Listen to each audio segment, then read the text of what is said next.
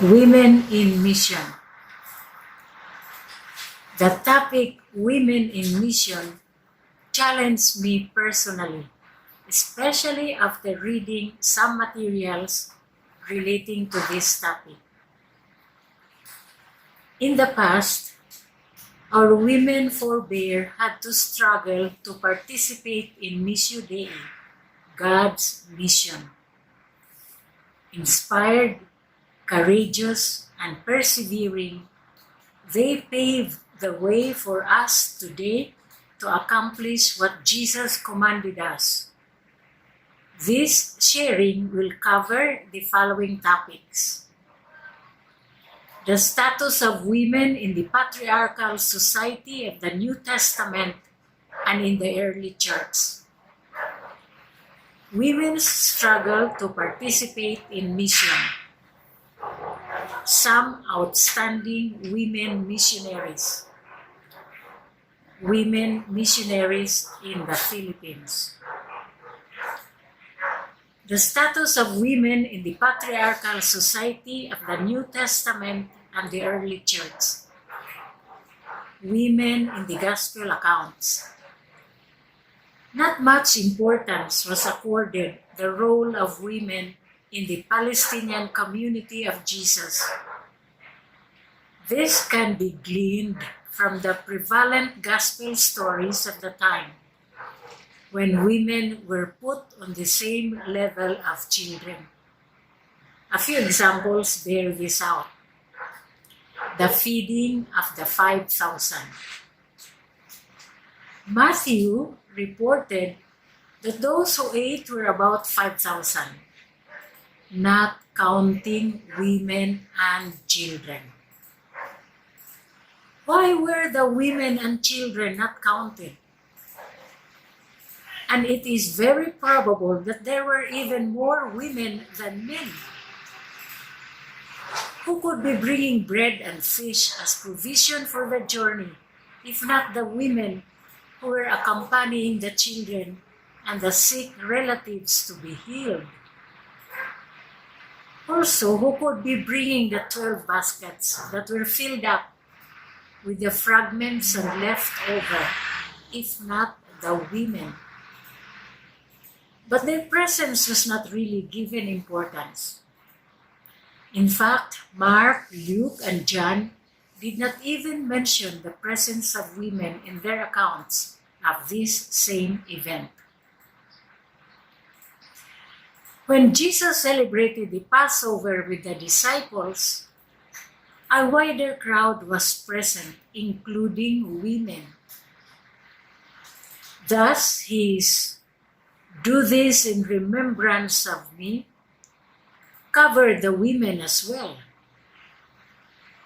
In the same account, the author takes exception to Jesus conversing with a woman, which was taboo in the culture then. A conversation which transformed her and rendered her a missionary to her own people of Samaria.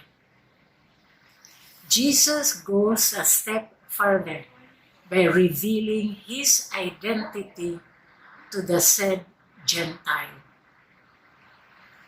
At the resurrection, Mary and the women with her reported to the disciples that they had seen the Lord.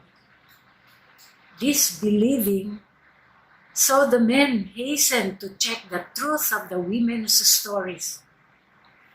Indeed, Mary Magdalene and women companions had become apostles to the apostles. Elizabeth Schussler-Fiorenza notes that in Mark's Gospel, 3 persons figure prominently: Judas, who betrayed Jesus; Peter, who denied Jesus; and the woman who anointed Jesus. While the first 2 had names clearly recorded, the woman remained incognito. But Jesus precisely remarked that wherever this good news is proclaimed, what she has done will be told also in remembrance of her.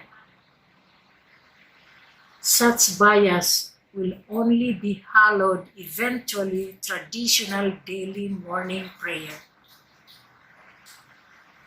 Blessed are you, Lord, our God, ruler of the universe, who has created me a Jew and not a Gentile, who has created me a man and not a woman, who has created me a free man and not a slave. This summarizes the supremacy of men over women in this patriarchal society, putting women in complete subordination to men. Judith Galliares notes, quote, such was the culture of silence pervasive in the narration of biblical stories. It was a culture that silenced women's voices. Women's perspectives or the consequences for women's lives were not given significance because they were not the primary concern of the biblical authors. The voices of widows, orphans, and foreigners are silenced because they have no status in society. Even if they are seen, they are not counted. Jesus himself held a high respect for women with whom he enjoyed close ties. Like Martha and Mary, like the woman who anointed Jesus, while onlookers disapproved, but earned praise from Jesus. Or who can simply disregard the unique gospel event of Jesus changing his mind because a Syrophoenician woman challenged his views on his mission to the Gentiles. Jesus left that place and went to the vicinity of Tyre. He entered a house and did not want anyone to know it, yet he could not keep his presence secret. In fact, as soon as she heard about him, a woman whose little daughter was possessed by an impure spirit came and fell at his feet. The woman was a Greek, born in Syrian Phoenicia. She begged Jesus to drive the demon out of her daughter. First, let the children eat all they want, he told her, for it is not right to take the children's bread and toss it to the dogs. Lord, she replied, even the dogs under the table eat the children's crumbs. Then he told her, for such a reply, you may go. The demon has left your daughter. She went home and found her child lying on the bed and the demon gone. Mama.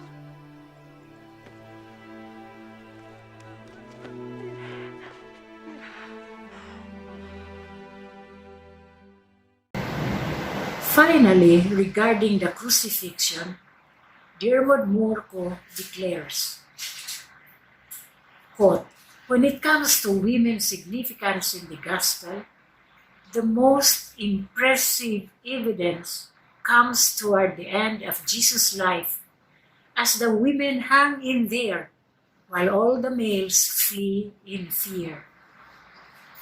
Here, the women exhibit a quality of fidelity that seems unique and praiseworthy, and arguably has not been given the inclusive significance it deserves or the serious discernment that it deserves. Women in Pauline literature. Even before Paul's conversion, Jewish Christian communities had already made their presence felt. Prominent among them were the women laboring side by side with the apostles. Luke in Acts acknowledges their active presence, not merely as companions minding the baggage. Several familiar Bible names crop up. Dorcas, actively minding the poor, especially the widows. Aquila and Priscilla, sharing the missionary involvements of Paul in Corinth. Lydia, singled out by Paul as leader of the Christian community in Philippi. Phoebe, identified by Paul as a deaconess. In the same letter, Paul cites several house churches, presumed to be in the secure ministrations of the women. Paul's inclusive theology says it all. Among you, there shall be no more distinctions between Greek and nor Gentile, male or female, slave and free. Hence, in view of the given realities, the common sense assumption would be women leadership becomes meaningless if women remained mere subordinates to the men. The women missionaries in the early church. Galatians heralded as well a new stage in the journey and struggle of women towards recognition and acceptance as befitting co-laborers in the Lord's vineyard. An early church document strongly warns, quote, "We do not advise that a woman baptize, nor that anyone allows themselves to be baptized by a woman. For it is a transgression of the commandment and a great danger for the one who is baptized and the one who baptizes." Didaskalia. Women struggle to participate in mission. As more women became attracted to the monastic life, serious questions were raised by the patriarchal church, which determined the women's role in society. To regulate the women monasticism, monasteries were put under control by the male clerical leaders. This eventually curtailed the women missionary enthusiasm when strict enclosures became the norm imposed by the clerical church. Some outstanding women missionaries. However, the enthusiasm to obey Jesus' great mission command did not die. Men and women on equal footing burned with enthusiasm to give life and meaning to the risen Lord's injunction to bring the good news to the poor. This they achieved to their credit despite the increasing oppressiveness of the patriarchal church. The monasteries continued to flourish, and here we have 3 outstanding English Benedictine nuns: Hilda of Whitby, Lioba, a co-worker of Boniface, and Walburga, who took up the leadership roles of their monasteries as abbesses. These monasteries had great impact on the Western Church in bringing Christianity to Germany. In their studies of the sacred scriptures, their love of prayer, their pastoral work with the people. The following 12th century women claimed their right to an apostolic prophetic calling for the sole reason that they led lives patterned after that of Jesus. Hildegard of Bingen was considered as the first acknowledged Western female teacher in the church, preacher, and exorcist. Elizabeth of Schönow, a nun in the Double Monastery in Germany, prophet and visionary, preaching against the Cathar heresy and against the failings of the clergy, chastising them, quote, for their neglect of their flocks, for their public shows of piety and their private iniquities, for their willingness to buy and sell sanctification, for their disregard of traditions, for their worldliness, and above all, for their failure to combat Catharism. Such courage was the unfailing armor during centuries of negative ecclesiastical regard toward women apostles. Women and the Vita Apostolica, the Begin movement. As Smith noted, the movement facilitated a venue for women to get involved in active missionary work without being cloistered. The Begin movement in Northern Europe thrived for 2 centuries. Their mission embraced care for the sick, including the lepers, aid for the poor, care for abandoned chapels. We owe to the Begin movement the celebration of the Feast of Corpus Christi. However, the patriarchal society during the Middle Ages expected adult women to live under the guardianship of a man, either within the household as a wife and mother, or dedicated to the church and living in a convent as a nun. The Begin's lifestyle questioned this concept and lived outside of these set boundaries, breaking new grounds for future lay women missionaries. Lacking support and appreciation of their missionary work, accused as heretics, and the increasing imposed restrictions, the Begin movement started to decline in the 15th century. It is with much regret that our church history has rarely mentioned the presence and contribution of said mission. Dermot O'Morco declares, amid the freedoms we enjoy today, for many people it is difficult to appreciate or understand the oppression to which women have been subjected for the past few thousand years.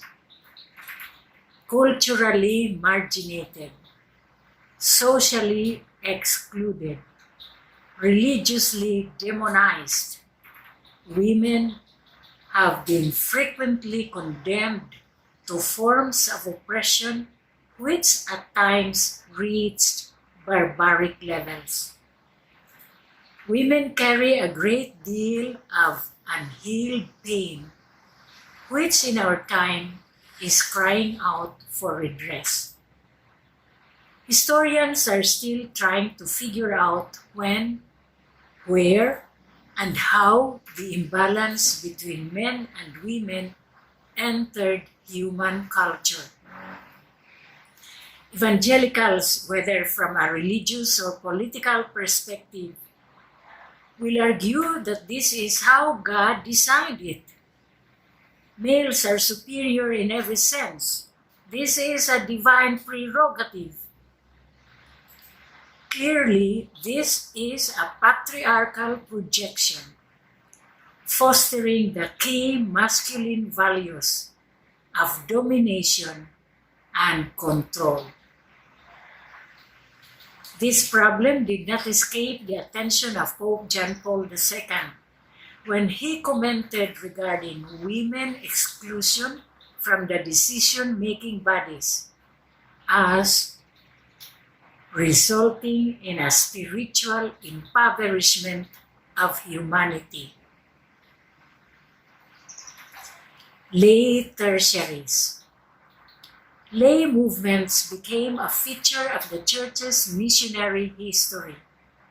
Outstanding among them include the Dominican Catherine of Siena, a church reformer; Margaret Cortona, Franciscan, who built the Hospital of Mercy; Mary of Cervello, who ransomed Christian slaves from the Muslims; Angela Foligno, Franciscan, married and working with the poor; Juliana Falconieri, involved in intensive social work; Isabel of Portugal, a royalist who put up hospitals, orphanages, and homes for reformed prostitutes.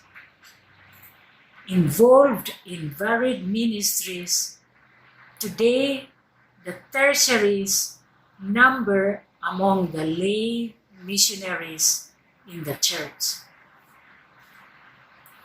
Missionary women in the colonization period. The discovery of the Americas opened a wide mission field for women, promptly challenged and courageously responding to the immense task staring at them. Angela Merisi, foundress of the Ursulines, originally a non-cloistered congregation, involved mostly in education, but also in the care of the poor and the sick and burying the dead. These women risked their lives in these mission areas. Margaret Burgess shares, quote, "We are asked why we prefer to be wanderers rather than cloistered. The cloister being a protection for people of our sex. Why do we go on missions which put us in danger of suffering greatly and even of being captured, killed, or burned by the Indians?" Such women brought the gospel to the natives, the First Nations, the Algonquins, the Iroquois, and the Huron peoples. They studied their language, wrote dictionaries, produced the natives' devotional prayers. Sadly, the sisters succumbed to the hierarchical church's ruling that women involved in mission had to be cloistered. Mary Ward, foundress of the Institute of the Blessed Virgin Mary, convents and schools, their work for the poor, and visits to prisoners, a way of life free of cloister, religious habit, and rule by men. Jean de Chantal, foundress of the Order of the Visitation. With the help of Francis de Sales, she resisted attempts for clergy to supervise convent life. Louise de Marillac, foundress, Daughters of Charity, mission in Paris slums, patroness of social workers. Teresa of Avila, reform of Carmel monasteries, men and women. Pope Paul VI named her the first female doctor of the church. The work of such women parallel the better-known male foundations. Some outstanding women missionaries in the 19th and 20th centuries. A trail of poverty was drawn out by colonization when the natives were dispossessed of their lands on which their very lives thrived. Unjust laws became the lot of laborers and workers in factories and other working places with absolutely no quick solutions available.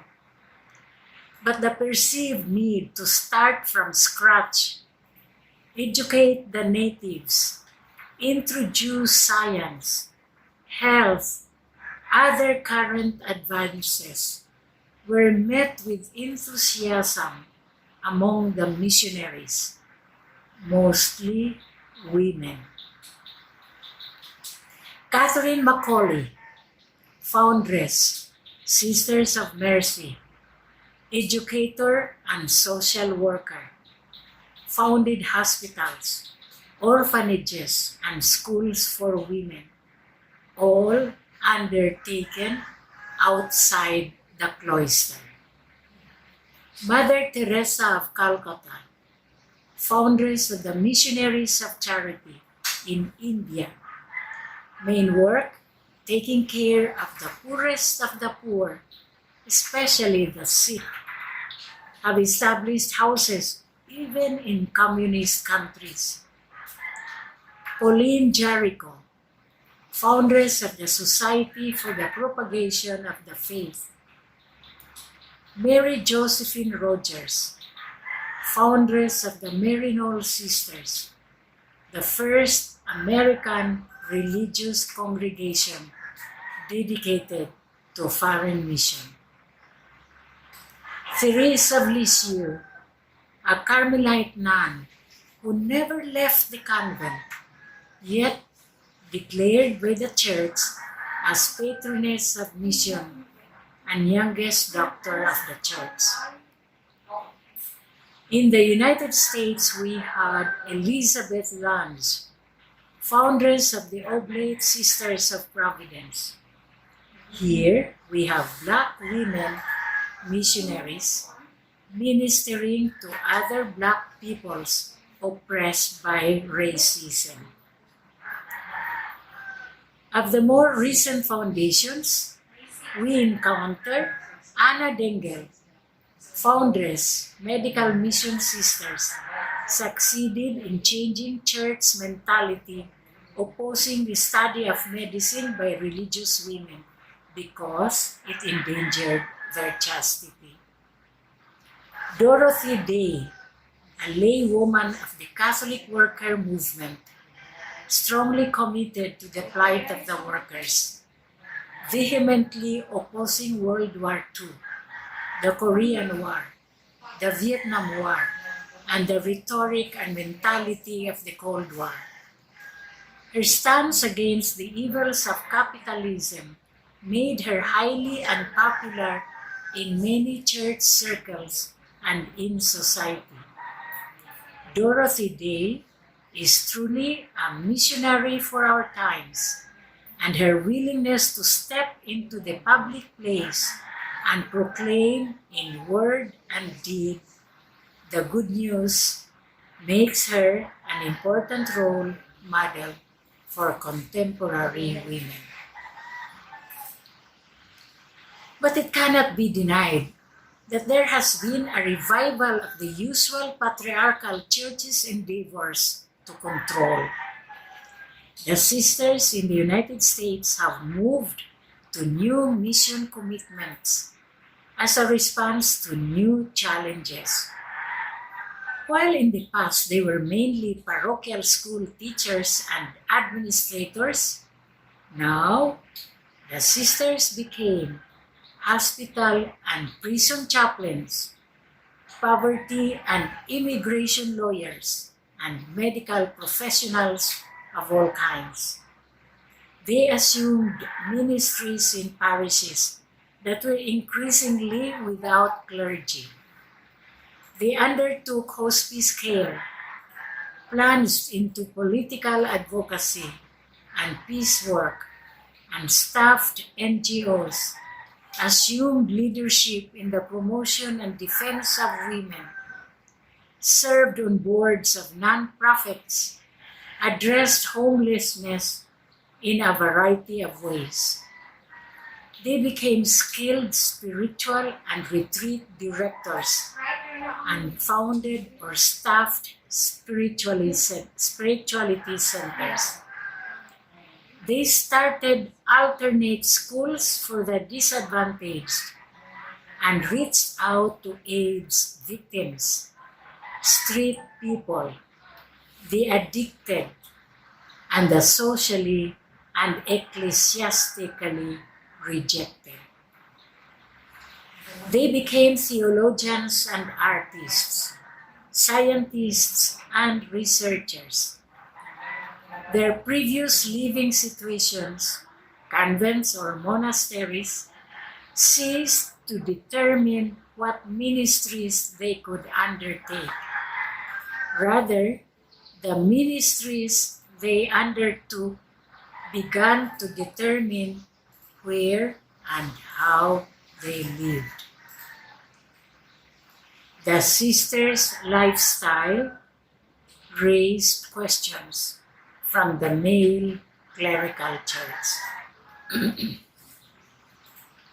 Women missionaries working in the Philippines. The Second Plenary Council of the Philippines observes the history of many religious women is also the story of the strength, competence, resourcefulness, and natural abilities of women. Religious women have the obligation to use these same gifts now for the advancement of the status of women in our country, to minister to and with them, to be open to the women's movement, modeling for them spiritual leadership in living the gospel. The Philippines is home to some 273 active religious congregations and 28 secular institutes and lay associates. Around 31 of these are locally founded. This sharing will limit itself to a few for lack of first-hand information. Religious of the Virgin Mary, the first religious Filipino congregation, was founded by Mother Ignacia del Espiritu Santo in Manila in 1684. Currently involved in school, retreat houses, dormitories, as well as in promotion of justice and peace, pastoral work, and in the cities and in the provinces. In recent times, it has expanded its borders, missioning in Africa, Asia, and the United States. Oblates of Notre Dame, involved in education and pastoral work. Catechetics in public schools, initially in Cotabato and Sulu, as trailblazers in the missionary endeavors of the church by being receptive to the transforming presence of the Spirit in our lives as religious missionaries. Daughters of Saint Teresa, its mission statement: we serve the Church through our zeal for Catholic education, preferential love for the poor, and option for pastoral services. Living the Gospel community. Their ministries range from pastoral work, catechetics, to helping parish communities. Sisters of the Holy Spirit. Their schools are known to offer quality education, engaged as well in pastoral work, putting up pastoral centers. Missionary Sisters of the Immaculate Heart of Mary. a Belgian congregation well recognized as well for education. Mary of the Passion, foundress of the Franciscan Missionaries of Mary, who founded her religious family specifically for universal mission. Understandably of special interest to me because I belong to it. Several young women responded to this particular call to serve as missionaries in foreign lands. Indeed, our foundress deemed the world as our cloister. Religious, the Good Shepherd, maintains missions in different countries. Its presence in the Philippines identifies it with the plight of the sexually abused. Oblate Sisters of the Most Holy Redeemer. Their mission focus of rehabilitation of ex-prostitutes is unique and requires special skills. When the women get sick, they visit them in the hospitals. They visit their homes and help the women look for other jobs. Immaculate Mary, Queen of Heaven Missionaries, rehabilitation for victims of prostitution. It is important to note that in the Philippines, there are women religious congregations that focus their mission to women and children. These women missionaries have seen the reality of human degradation of our poor Filipino women. With great courage and commitment to respond to the call of mission in places where grace seems to be absent, these women missionaries offer their lives to help fellow women recover their dignity. History bears witness to the struggle of women to continue participating in Missio Dei in spite of the painful experiences of discrimination, criticisms, subordination, oppression, and suppression. Despite all this, their persistence found ways to have their mission efforts accepted, for they know that their mission as women missionaries is a necessary life-giving element of the church. Today, women in mission is now sought after by the church authorities. Tessie Nitureda remarks, "In our times, women's role will increasingly emerge as a powerful, revolutionary social force." The Philippine NGO report on women affirms the structural nature of women's misery, that women had been pauperized, losing their land and resources. Women had been commodified, selling their labor and bodies.